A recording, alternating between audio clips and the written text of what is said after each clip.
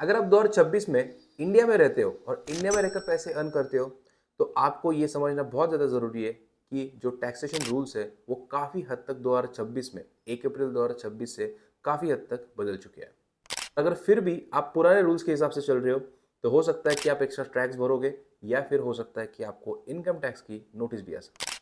सबसे पहला चेंज यहाँ पर होने वाला है कि जो 1961 का इनकम टैक्स एक्ट है, उसे इफेक्टिवली रिप्लेस कर दिया गया है और जो पहले 700 से ऊपर सेक्शंस थे, वो अब 536 रह गए। सबसे बड़ा रिलीफ क्या है पता है?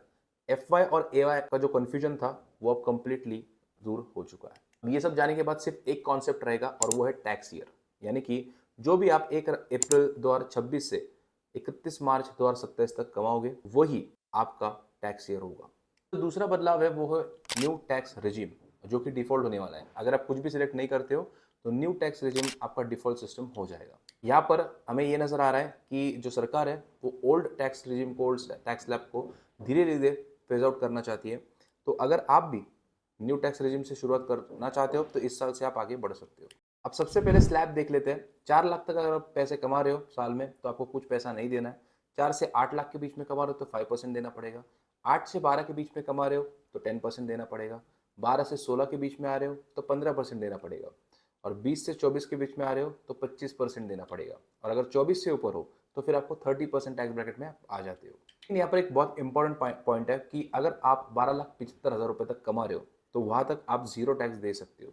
ये कैसे होगा, चलिए समझाता हूँ। सबसे पहले तो 12,75,000 में से 75,000 माइनस करो, जो कि स्टैंडर्ड डिडक्शन आपको मिलता है। फिर 12 लाख टैक्सेबल बचा और 60,000 का उसमें से आपको रिबेट मिलता है। तो अगर आप कुल मिलाकर देखोगे तो 12,75,000 तक आपको टैक्स नहीं देना पड़ेगा। ये खास करके उनके लिए काफ़ी अच्छी बात है जिनकी सैलरी 12 से 13 लाख के बीच में है। यहाँ पर सीनियर सिटीजन के लिए भी बहुत बड़ी रिलीफ है, जहाँ पर उनके इंटरेस्ट इनकम पे डिडक्शन लगती थी, तो यहाँ पर वो 50,000 से बढ़ाकर अब 1 लाख कर दी गई है। यानी कि एफडी का भी जो इनकम आएगा उस पर भी अब उनको डबल रिलीफ मिल सकती है। अब भले ही यहाँ पर सरकार न्यू रिजिम को पुश कर रही है, लेकिन जो ओल्ड रिजिम में है उनके लिए भी ड्रास्टिक चेंजेस आए हुए हैं। जैसे कि सबसे पहला है चिल्ड्रन एजुकेशन अलाउंस, जो कि पहले 300 रुपये मिलता था, यानी कि पर मंथ 300 रुपये, तो साल के हो गए 1200 रुपये। इतने में तो बच्चों की स्कूल की डायरी भी नहीं आती, लेकिन उसी को अब पर मंथ 3,000 रुपये कर दिया गया है, 2 बच्चों के लिए मैक्सिमम। और उसके बाद अगर कैलकुलेशन करें हम पूरे साल का, तो 36,000 रुपये का डिडक्शन आपको यहाँ पर टोटल मिल सकता है। दूसरा है हॉस्टल अलाउंस। अगर आपका बच्चा हॉस्टल में रहता है तो पहले से 300 रुपये पर महीना मिलते थे, लेकिन अब 9,000 रुपये पर मंथ पर चाइल्ड आपको यहाँ पर मिलने वाले हैं। तो यहाँ पर ये भी एक बहुत बड़ी जंप है सैलरीड पेरेंट्स के लिए। अब जो अगला पॉइंट है वो है the new metros for HRA. पहले क्या होता था, ये बहुत बड़ा अपडेट है by the way HRA claim करने वालों के लिए। तो सबसे पहले जो मेट्रो सिटीज़ थी वो कौन सी थी? दिल्ली, मुंबई, कलकत्ता और चेन्नई। लेकिन अब जो पुणे में रह रहे थे या फिर जो हैदराबाद में रह रहे थे, जो बेंगलोर में थे, जो अहमदाबाद में थे, उनको मेट्रो सिटीज़ में रहकर भी 40% एचआरए क्लेम करने को मिल रहा था। लेकिन वो लोग 1 अप्रैल 2026 से 50% एचआरए क्लेम अब कर पाएंगे, क्योंकि टैक्स पर्पजेस के लिए इन सिटीज़ को भी अब मेट्रो ऑफिशियली बताया गया है। अब ऑफिस में मिलने वाले फ्री मील्स की टैक्स फ्री लिमिट भी अब 50 से बढ़ाकर 200 रुपये कर दी गई है। और उसके बाद जो आपको एम्प्लॉयर से दिवाली वगैरह पे गिफ्ट मिलते थे, उनकी भी जो लिमिट है वो अब 5,000 से 15,000 कर दी गई है साल की। जो लोग स्टॉक मार्केट से भी पैसा बनाते थे, उनके लिए अगला रूल है।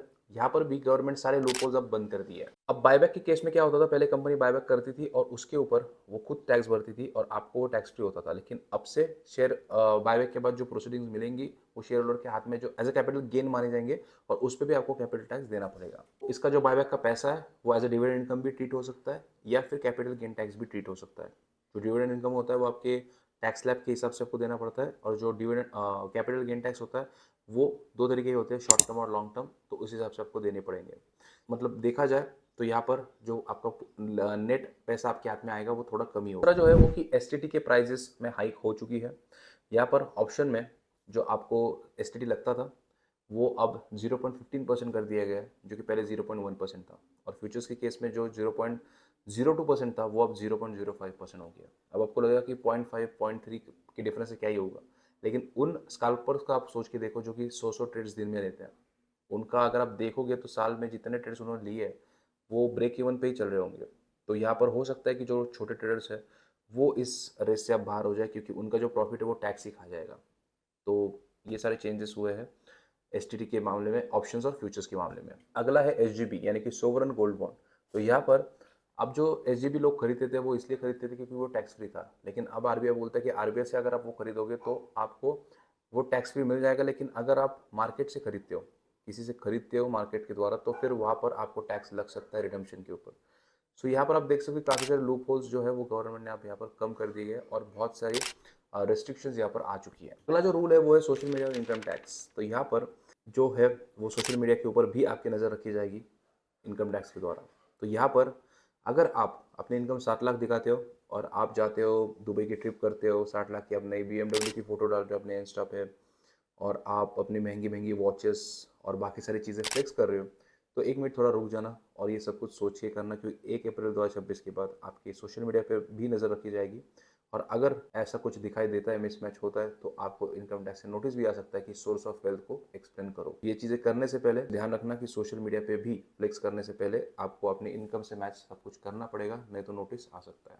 तो जो अपडेट है वो है फॉर्म्स एंड डेडलाइंस के बारे में, यानी कि जो यहाँ पर ITR 1 और 2 वाले हैं उनके लिए जो डेट है वो 31 जुलाई ही है, 31 जुलाई ही है, लेकिन यहाँ पर जो ITR 3, 4, 5 वाले जिनको ऑडिट की जरूरत नहीं है उनके लिए ये डेट एक्सटेंड करके 31 अगस्त कर दी गई है। और क्या होगा अगर गलती हो गई तो गलती होने के बाद भी अब आप 12 महीने तक रिवाइज रिटर्न फाइल कर सकते हो 31 दिसंबर तक, और 31 दिसंबर के बाद अगर आप करते हो तो एक नॉमिनल फी आपको यहाँ पर लगेगी। पर फॉर्म्स के नाम भी बदल गए। तो यहाँ पर अगर आप देखोगे तो फॉर्म 16 जो था सैलरी के लिए वो अब फॉर्म 130 हो चुका है। उसके बाद जो 26A था फॉर्म टैक्स क्रेडिट के लिए, उसको फॉर्म 130 कर दिया गया है, और उसके बाद फॉर्म 124 कर दिया गया है फॉर्म 12BB को, जो कि इन्वेस्टमेंट डिक्लेरेशन। तो अगला पॉइंट है वो है कॉर्पोरेट एंड ट्रैवल के ऊपर। तो यहाँ पर जो बिजनेस करने वाले हैं और जो फॉरेन ट्रांजेक्शंस करते हैं उनके लिए थोड़ा सा देख लेते हैं। पर जो मैट है मिनिमम अल्टरनेट टैक्स, तो अगर आप एक बिजनेस चला रहे हो और शिफ्ट करते हो न्यू रिजिम के अंदर, तो यहाँ पर जो पहले आप 15% देते थे वो अब 14% हो चुका है। लगने में आपको ये थोड़ा लग सकता है, लेकिन लार्ज प्रॉफिट्स पे ये बहुत बड़ा इंपैक्ट दिखाएगा। बात करते हैं TCS की, जो कि फॉरेन ट्रैवल पे लगता है हमें बेसिकली। तो यहाँ पर अगर आप पहले होता क्या था कि आपको 5% और 20% में बहुत कन्फ्यूजन था, लेकिन अब इसको स्ट्रेट 2% कर दिया गया है।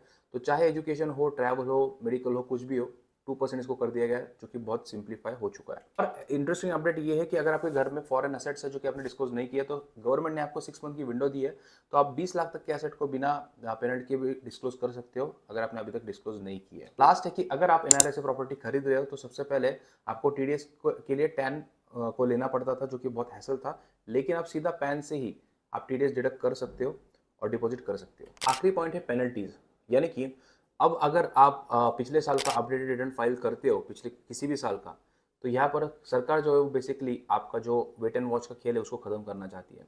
तो अगर आप अपडेटेड रिटर्न फाइल करते हो पिछले किसी भी साल का, तो यहाँ पर आपको हेवी पेनल्टी लग सकती है। अगर आप अभी 2021-22 का रिटर्न फाइल करते हो तो हो सकता है कि आपको 70% पेनल्टी लगे, 22-23 का करने पे 60% और 23-24 का करने पर 50%। मतलब है कि अगर आपने टैक्स चोरी किया या फिर हाइड किया तो आपका आधा से ज़्यादा पैसा बस पेनल्टी में ही चला जाएगा। मुझे यहाँ पर लगता है कि जो लोग एकदम सीधे रास्ते चलते हैं, सब कुछ ट्रांसपेरेंट रखते हैं, उनके लिए बहुत बड़े अच्छे अपडेट है ये। लेकिन जो लोग कैश इज किंग और सोशल मीडिया पे फ्लेक्स करने की मेंटेलिटी रखते हैं, उनके लिए ये वेकअप कॉल हो सकता है। तो अब से आगे से आपको सतर्क रहना है। कौन कौन से चीज़ों पर आपको सतर्क रहना है मैंने बता दिया है। अगर समझ नहीं आई ये वीडियो तो फिर से एक बार देखिए, और अपने सारे दोस्तों के साथ ज़रूर शेयर करना, फैमिली मेम्बर्स के साथ भी शेयर करना, क्योंकि ये बहुत इंपॉर्टेंट पॉइंट्स है। और अगर आप चैनल पर नए हो तो चैनल को सब्सक्राइब जरूर कर लेना और इस वीडियो को लाइक करना बिल्कुल मत भूलना।